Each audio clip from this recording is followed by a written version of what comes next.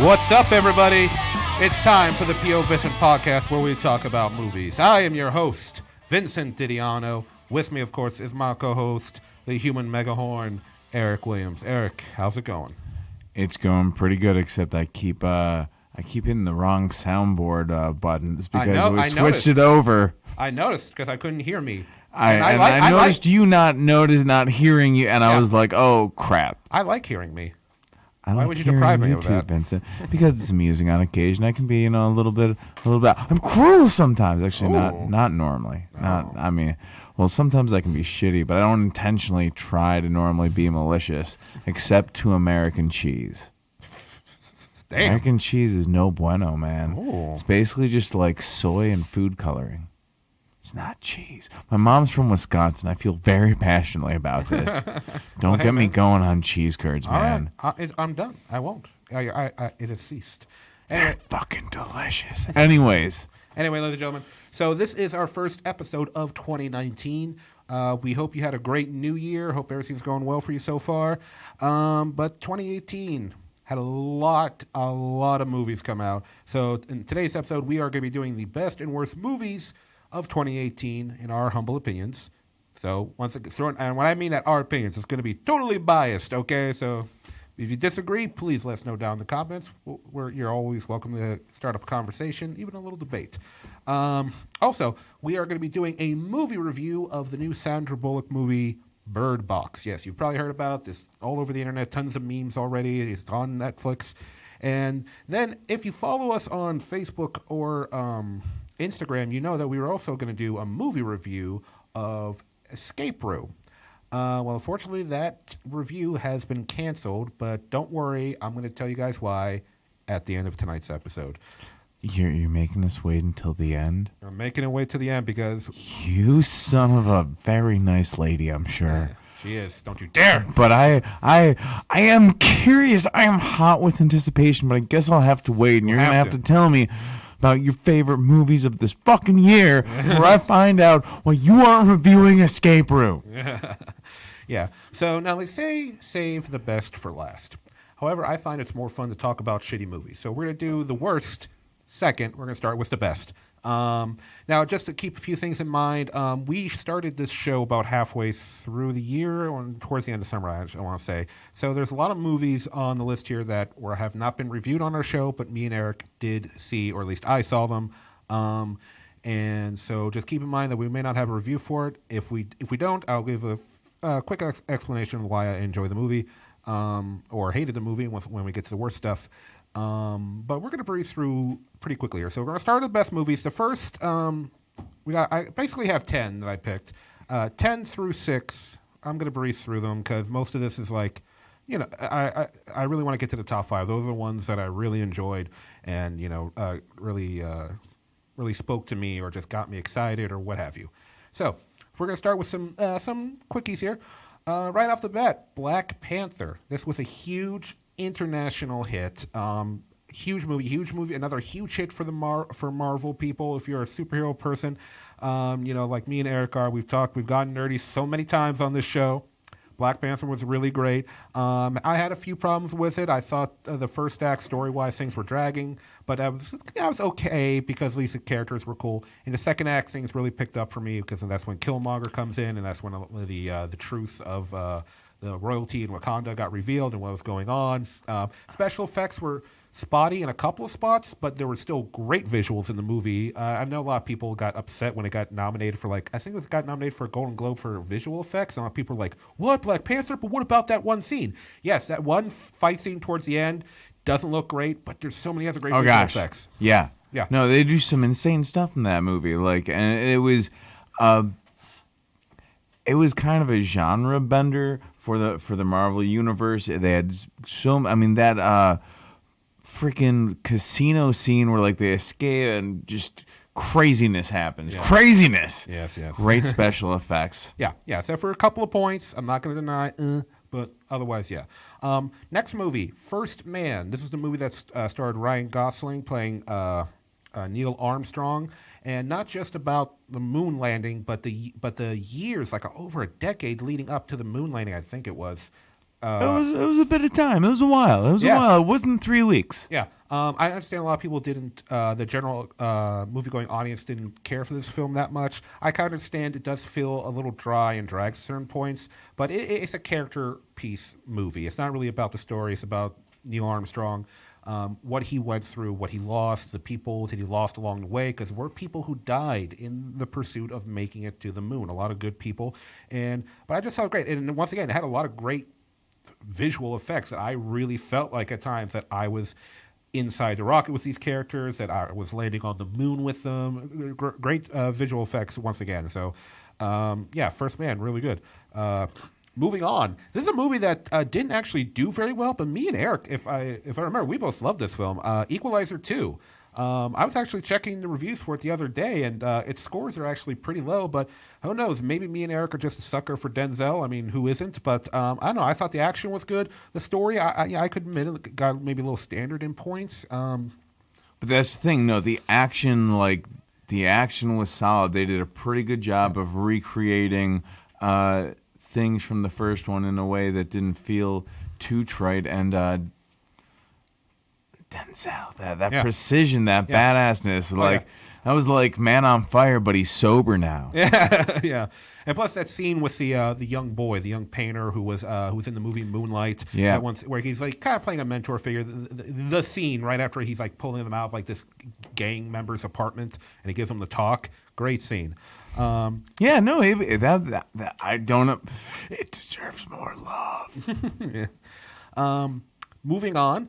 Bohemian Rhapsody. This is another really cool film. My parents saw this movie. To be clear, my parents are in their 70s. Oh, okay. Yeah, and they went they loved it. Yeah.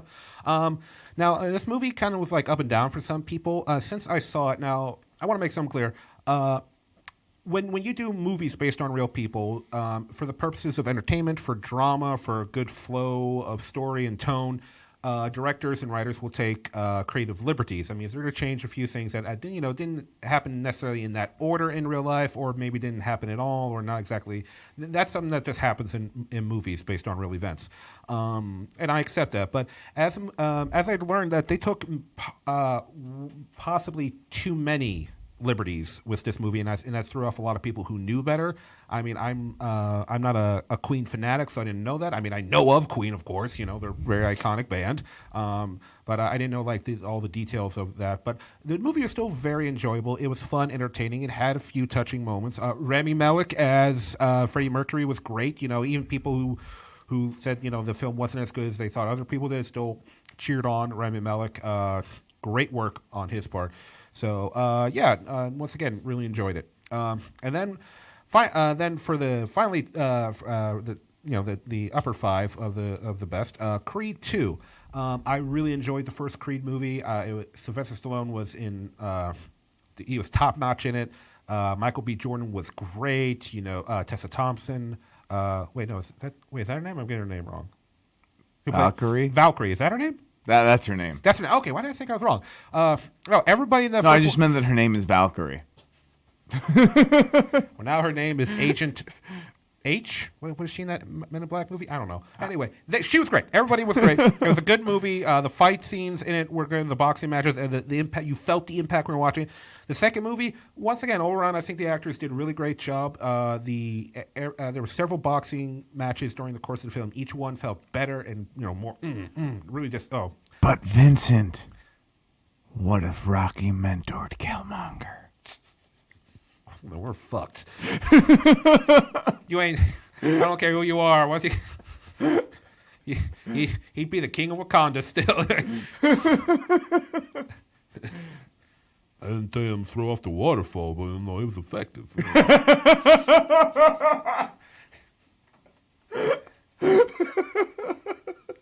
I feel a little dumb there. I don't feel like Rocky would say the word effective. I feel like that's not in his verbal repertoire. But anyway, the problem with Creed 2 was that the story just I kind of saw each beat coming. You knew he was going to let his. What you're saying is you're too smart, Vincent. You're too fucking smart. Yeah, that's your fault. The other thing, you knew he was going to let the press get to him. You knew he was going to accept the challenge in a poor mental state. You knew he was going to fight him. He was going to lose, and he was going to have to come back up, get his head back on, fix, the relationship problems he was having with Rocky, and then he was going to come back and beat the guy. So you kind of, it was... You mean you knew he was going to have to do everything that happens in a Rocky movie? Pretty much. So, yeah, but I mean, I still really... They know how to execute that, but that's the story. Like, that's... yeah. All right. So now we're going to get to the top 5 movies of the year. These ones are in order. I mean, who knows? As time goes on, I could rearrange the order because some of these were so good, and maybe if I watched them again, I'd be like, oh man, I wish I had put that a little higher, or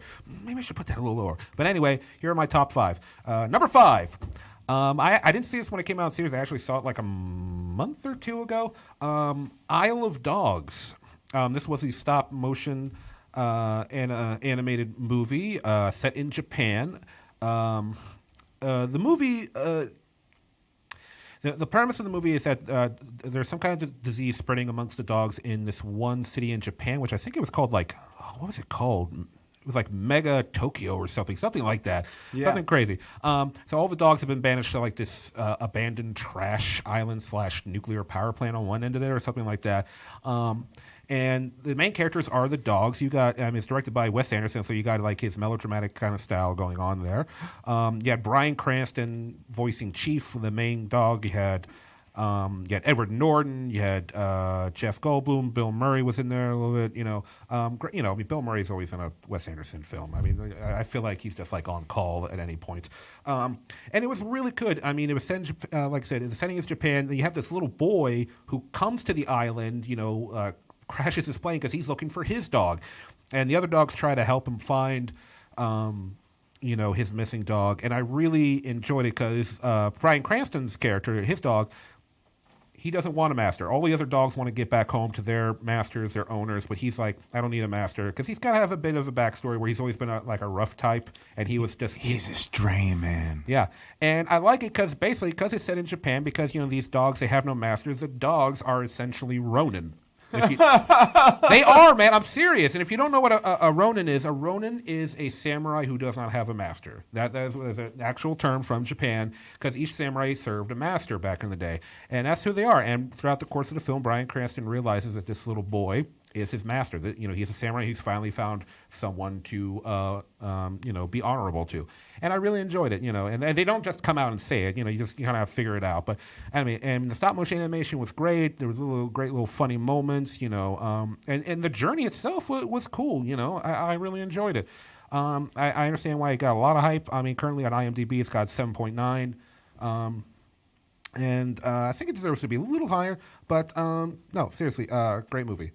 So, moving on, this is a movie we reviewed not too long ago with our special guest, Sarah. Isle of the Dogs was fantastic. Thanks for letting me get a word in there, sorry, Vince. Man, I'm sorry. Thanks. Thanks. What do you want to say? What do you want to say? I apologize.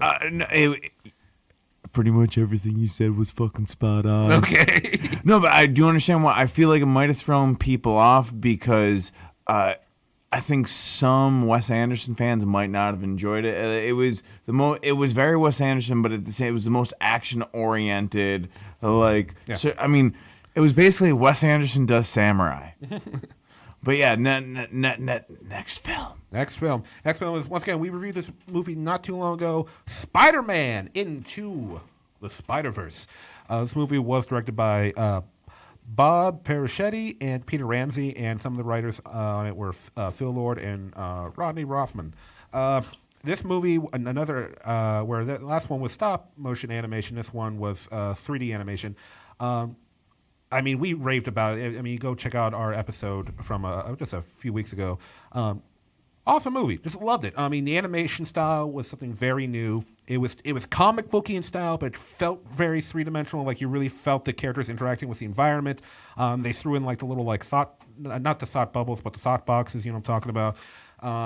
All the voice actors did a cool job. It was the introduction of Miles Morales, the young Spider-Man from the Marvel Ultimate Universe, as his introduction to like the general populace. Because I mean, I really didn't know a whole lot about Miles Morales before this movie, just basic stuff.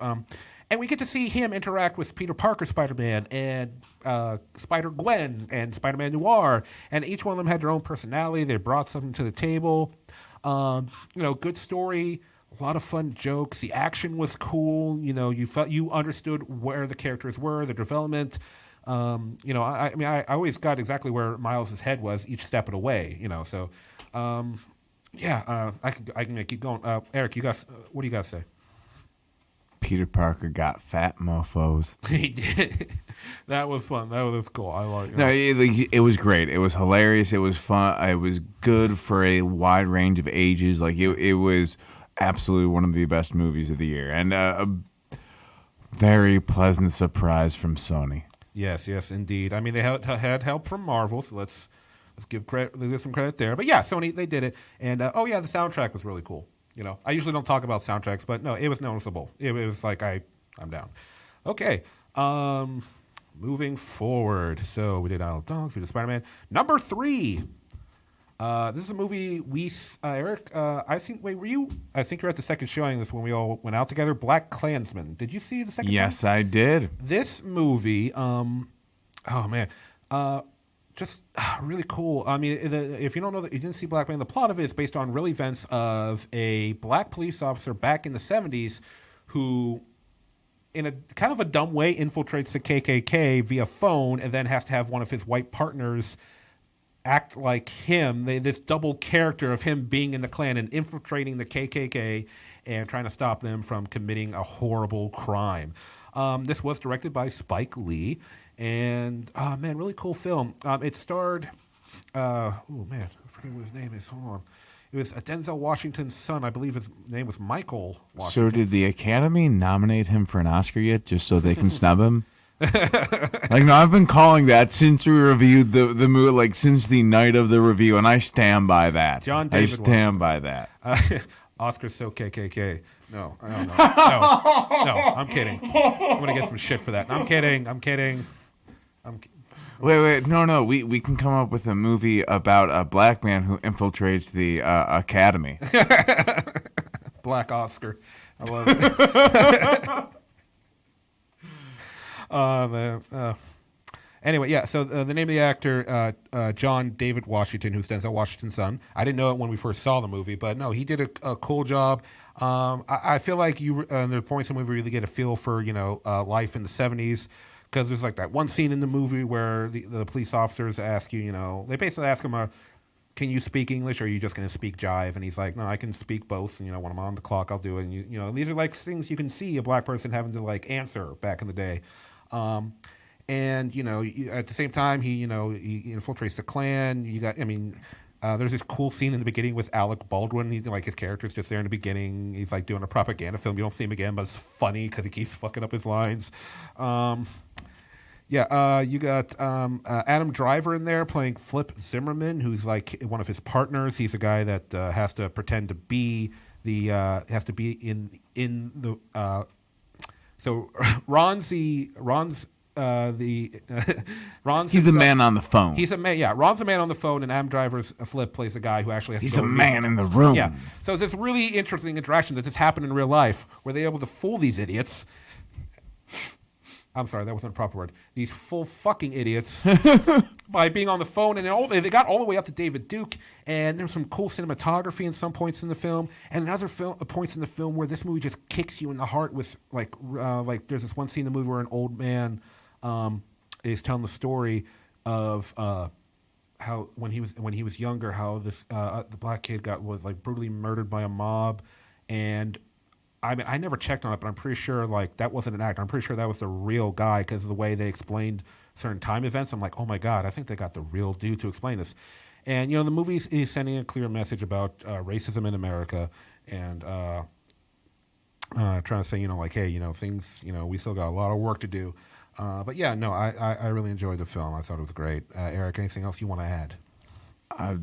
This was another absolutely terrific film. Bold choice by Topher Grace, who does a great job here. Oh, yeah. Topher Grace, who most people know from that 70s show. He plays David Duke, the former Grand Wizard of the KKK. He was good at it. He's terrific. Yeah. Like, you look forward to seeing this guy be exposed as a fool. All right. Moving on to number 2, who's going to be no surprise to anybody that knows me or Eric, Avengers Infinity War. ladies and gentlemen, this is a movie that shouldn't have worked. It shouldn't have because of the sheer amount of characters in this film alone. But the Russo brothers, hats off to them. I mean, heads set off to them. But it shouldn't work. So many characters in the film. They were able to find a good balance with all these characters, and each character got their little moments. Some more than others. Iron Man obviously got a lot more attention than say Drax or some other characters. Cool action, special effects. Thanos' special effect. I was never taken out of the film because Thanos looked fake. He looked like he was real right there. Josh Brolin, credit him for bringing life to Thanos. Real great stuff. And it left you hungry for the next movie. Let's mention the Last Jedi real quick. A lot of people, I've heard many people say that after the end of the Last Jedi, they really weren't interested to see what's going to happen next. With Avengers: Infinity War, I'm totally interested in what's happening next because of the way, because the bad guy won. How do you undo that? So we're going to see how that goes. But yeah, I mean, it's just a culmination of 10 years worth of work of hundreds of thousands of probably millions of people working behind the scenes, all these movies, and it worked. Once again, it shouldn't have worked. Logically, it shouldn't, but it did. And then now, on to number one, my favorite movie of the year. I think I knew it after I saw it, but I was like, I've got a couple months left. Let's see what other movies come out. Ladies and gentlemen, my favorite movie of the year was A Star is Born. I fell in love with this movie. It stars Bradley Cooper and Lady Gaga, where Bradley Cooper also directed and wrote, was one of the writers on the film. And I mean, this is a hell of a movie. I know it's like a remake, and there's been several other versions over the last 70 years, I want to say. But no, it's great. Bradley Cooper. I mean, you see these two lovers. Bradley Cooper is a veteran musician, and he's famous. He's been out there for years now, but he's an alcoholic, and it's finally taking its toll on him. And then he meets Lady Gaga singing in this but he instantly falls in love with the way she sings because he can hear her soul. They fall in love. His career's going down, her career's going up, but you always believe that these two are in love. The chemistry between them was great. I believed it the whole way. And there were certain points where I was like, oh my God, okay, we've reached this point now. She's going to do this. I'm like, oh no, she's not doing this. Okay, well, we reached this point. He's going to do that. I was like, oh no. And then the movie fucking kicks you in the heart towards the end of the film. And I'm just like, oh my God. There's so many of these moments. Sam Elliott, is in it too. He has some great moments in there. And you really feel great music in the movie.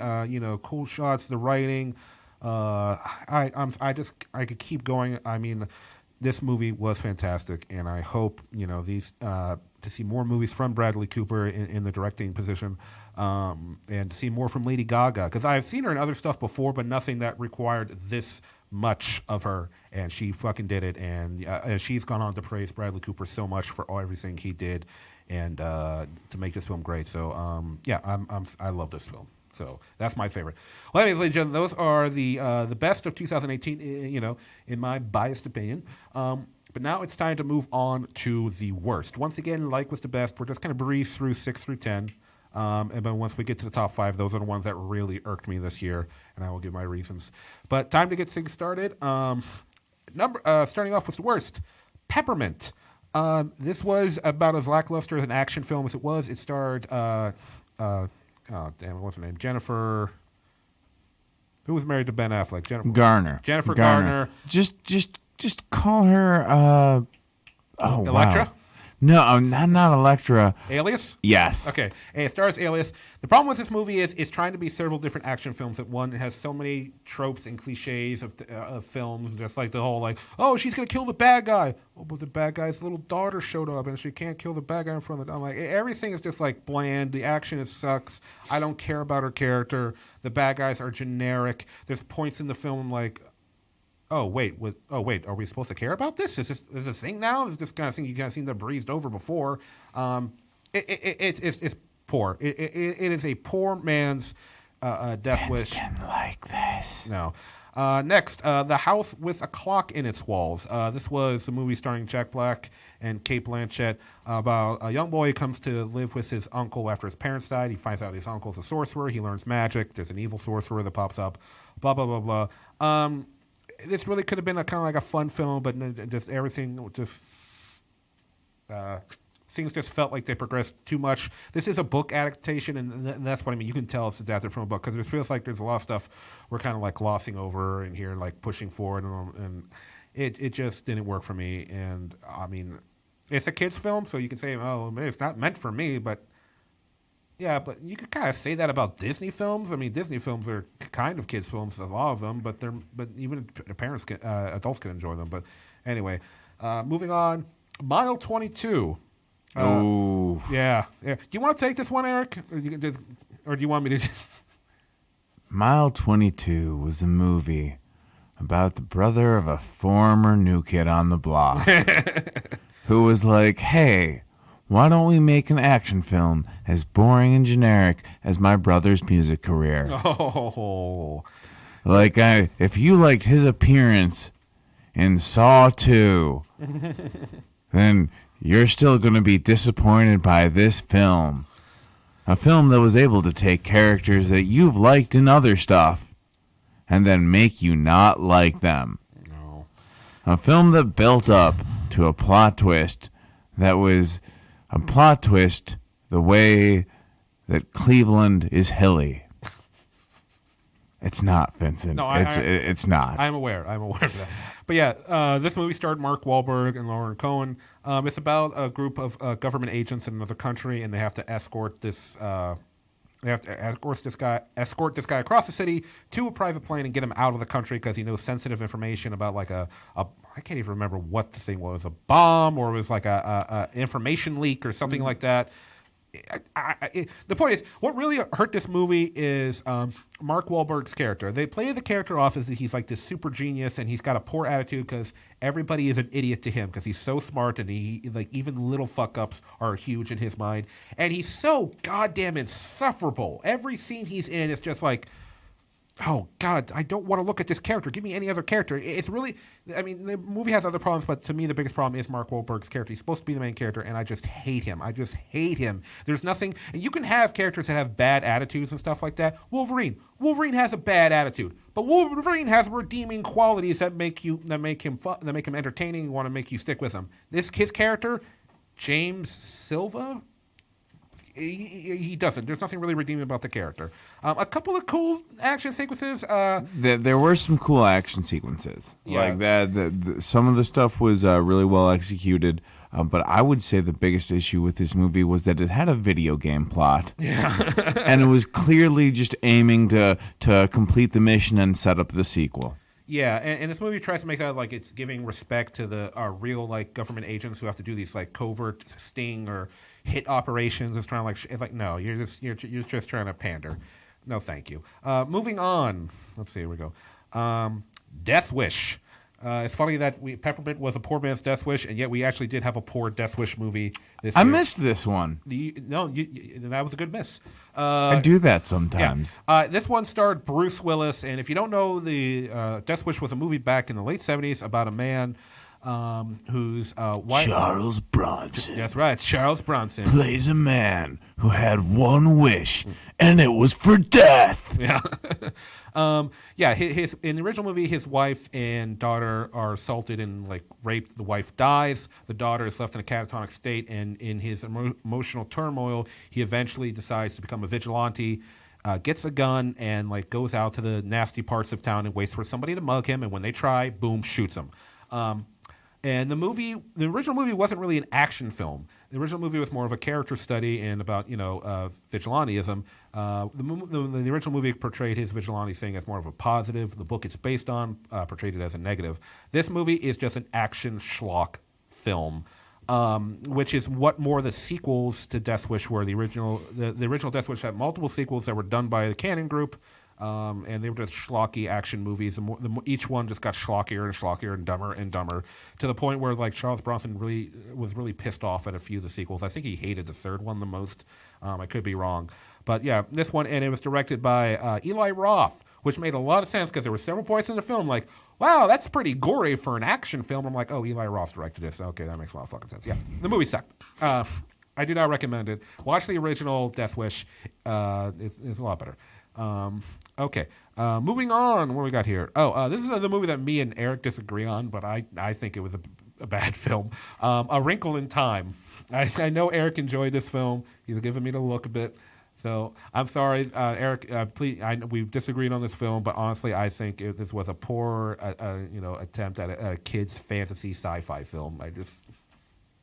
Oprah could not save it. It could have been worse. Oh, it could have been worse, but it was worse enough to make my list. Fair enough.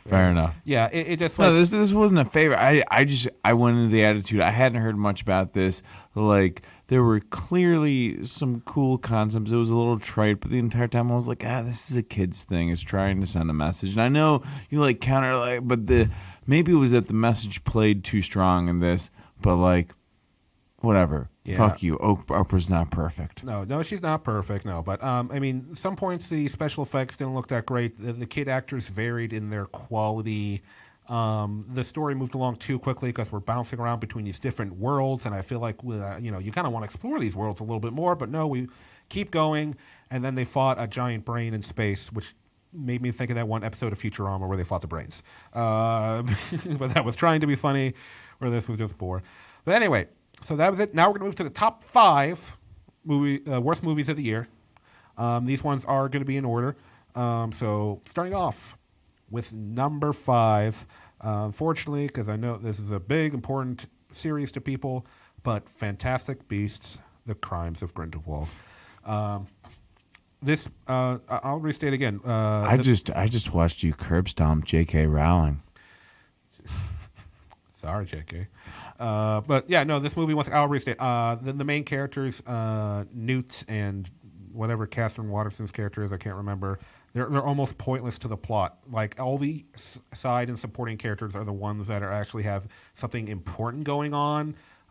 There's nothing like. I mean, Eddie Redmayne's a good actor, but there's nothing going on with his character in this film. A lot of things were like convoluted. They had like this plot twist, and I'm like, what? There's one character where like they were dead in the last film, but now they're not dead, and it's like, oh, we're just supposed to believe they actually no, that was dumb. And Johnny Depp, a lot of people are not happy that he's in this movie series, considering what happened with him and his ex-wife Amber Heard. He's in it. He's fine. His character is just 1930s Voldemort. The same kind of idea. He tries to play it off a little more charismatically, but it's the same thing. Wizards are better.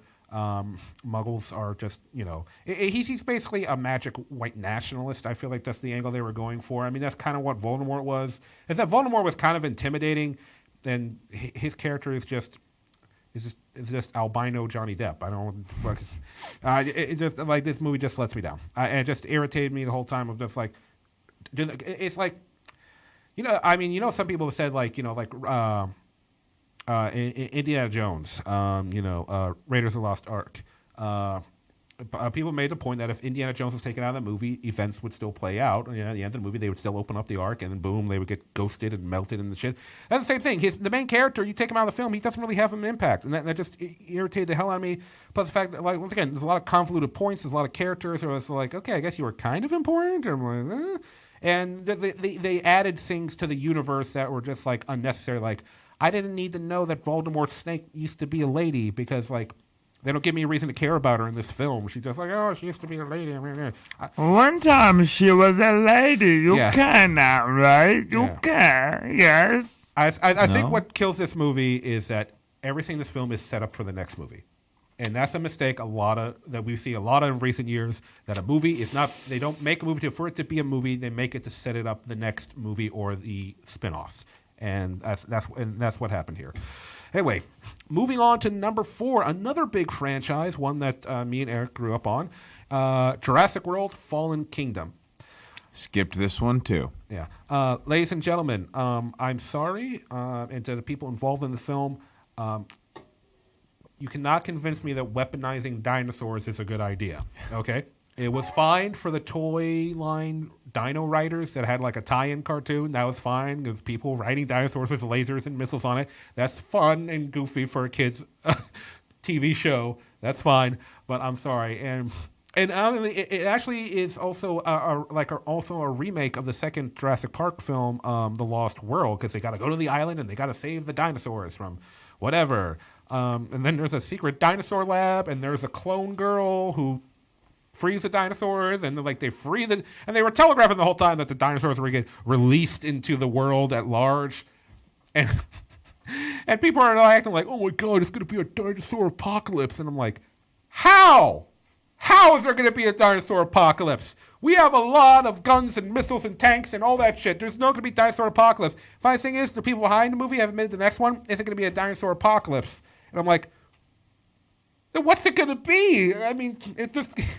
I mean, you're kind of screwed. I mean, when it was contained on the island, it was fine. You know, you had the... You know, it was like they were trying to survive. You know, they couldn't get off. But when you release the dinosaurs into the wild, what are you going to do?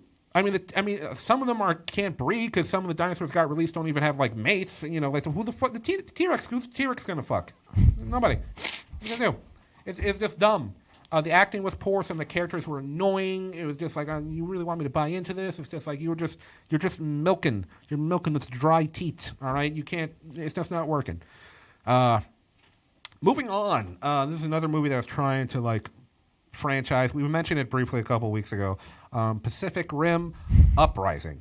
Skipped this one too. Yeah. The first Pacific Rim movie, I liked it. It's not perfect, but it's the best giant robot movie ever made. You know, definitely got the biggest problem with that one is like the main character, his character arc ends by the end of the first act, and his Yukio, or what was her name? I can't remember, but her character was a lot more interesting.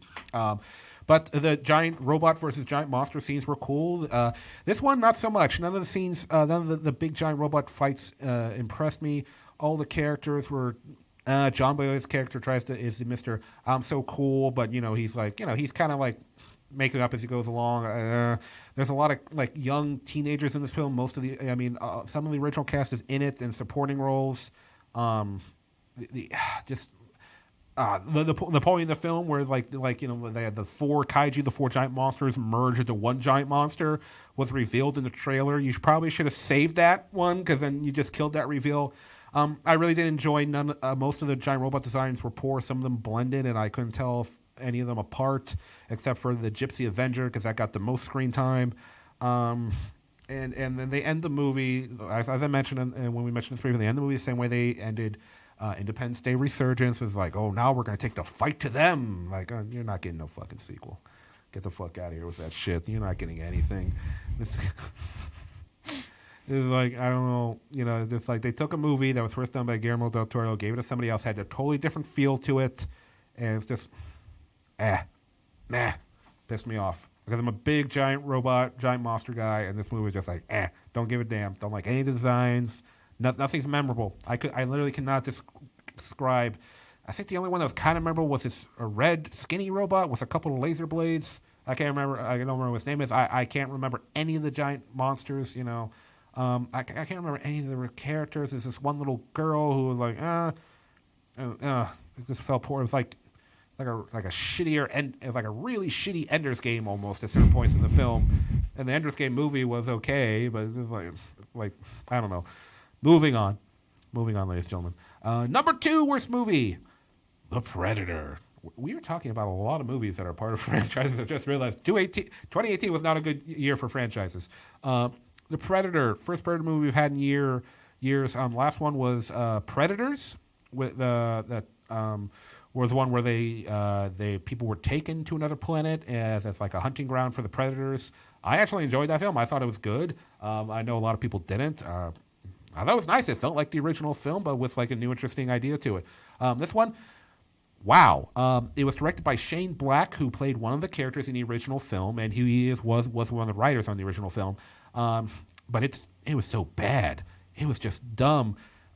It's trying to be this weird action comedy, but a lot of the humor felt dated or dumb. I mean, the one character it has like Tourette's or something, but of course it's a movie, so he has cursing Tourette's, where he's like shit, fuck, shit, fuck. Real Tourette's can be other stuff besides cussing. Okay, it can be like you blink a lot, or your head twitches, or you have to rub something like a certain number of times, or something like that. It was just like. It was like Suicide Squad. It was like Suicide Squad merged with Predator, and that's not good. The Predator was not it was weird. The plot of the film was like this predator has come to Earth. He's being tracked by another bigger super predator because apparently it turns out the predators have decided that we've fucked up our planet enough, so now they're going to take over the Earth, which doesn't make sense because that's not how the predators operate. I mean, unless it's just, fuck. And he's come here to give us an anti-predator Iron Man armor. And this was another movie that ended with, now we're going to take it to them. Yeah, no, that stuff's going on a lot. Yeah, it ended like that. It was just dumb. But here's the funny thing. When the Predator first wakes up, he's on a lab. He's been caught. And once again, it turns out that he's here to give us a weapon to help fight the other Predators when they get here.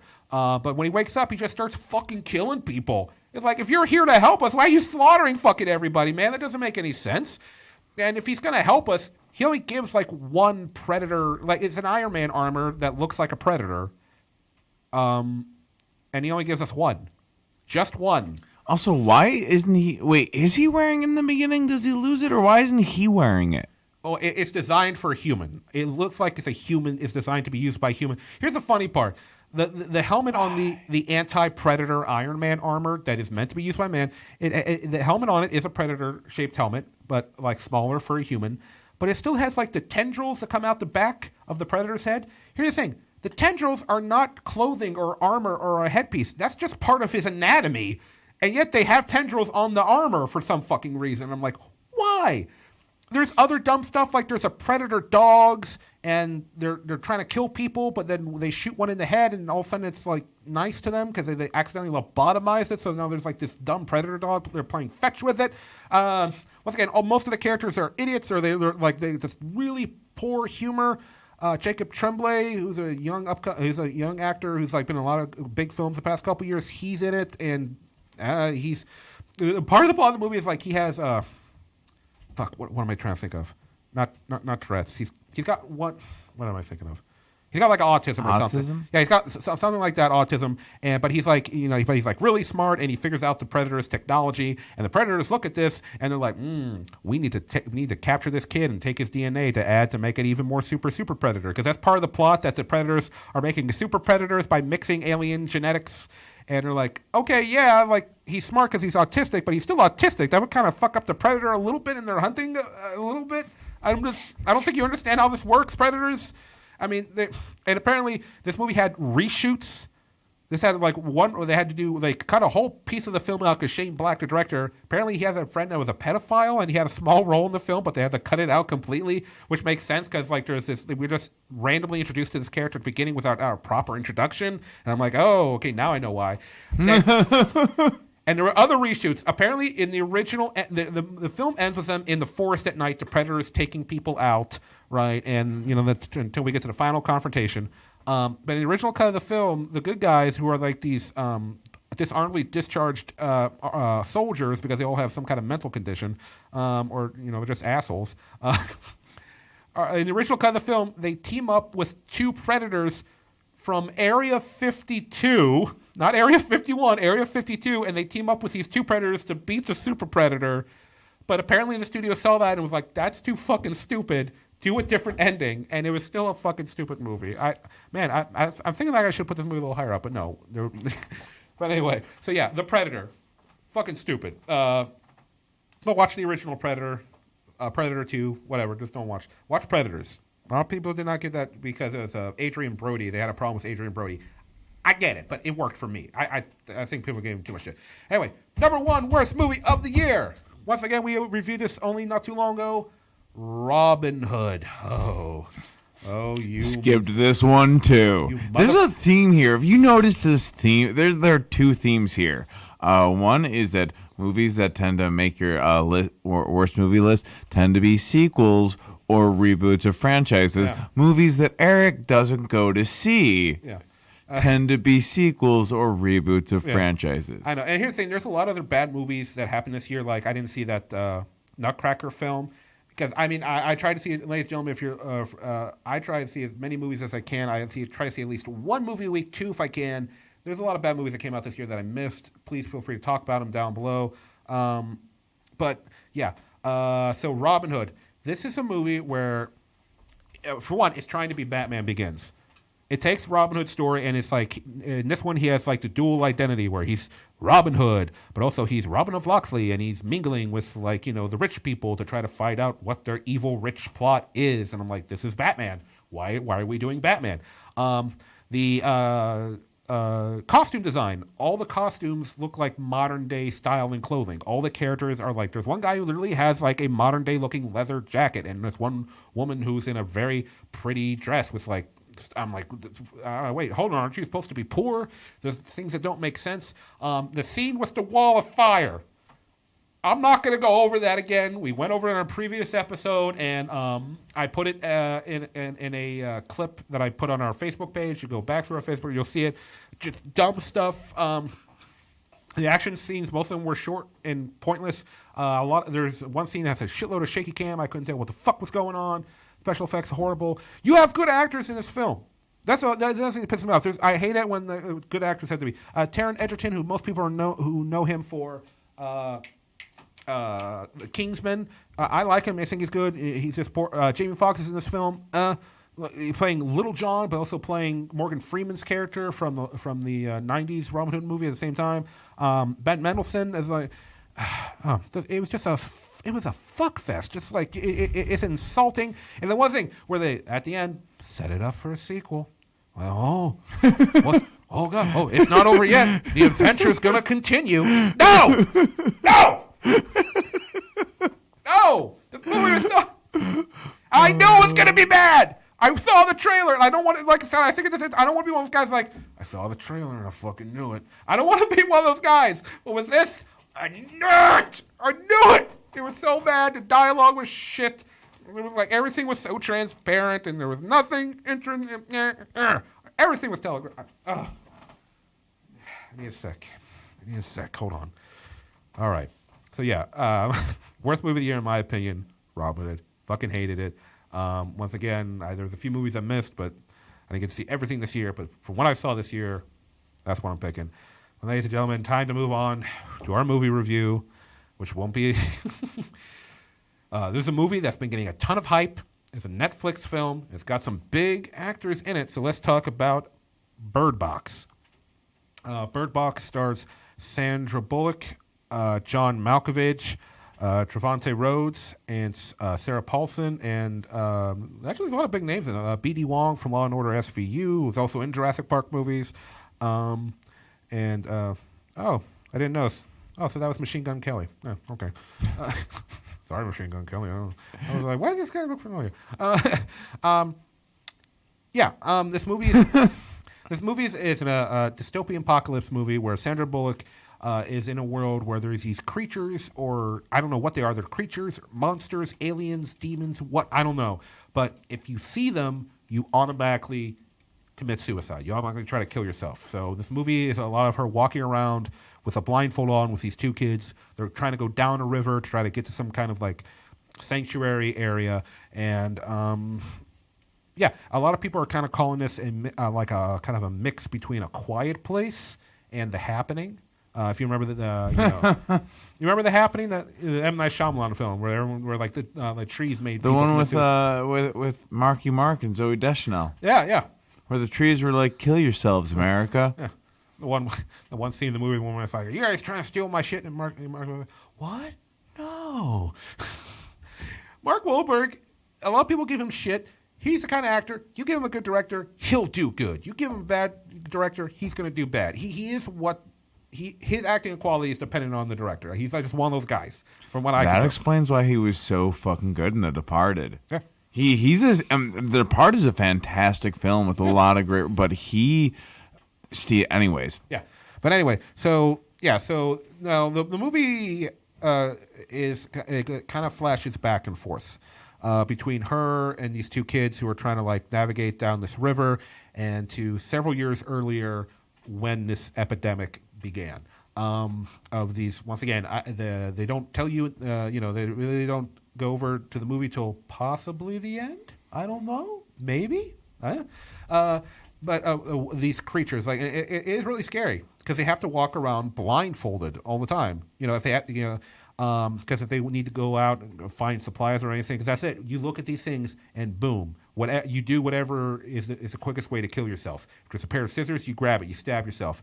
If you're standing like near a window, you jump out the window. Whatever. Yeah, and it's kind of a scary thing at times because and Sandra Bullock's character, she's her problem is like her character's the type that is kind of like she's been hurt in her life, by people that she's cared about or like been close to her, and she's been kind of standoffish.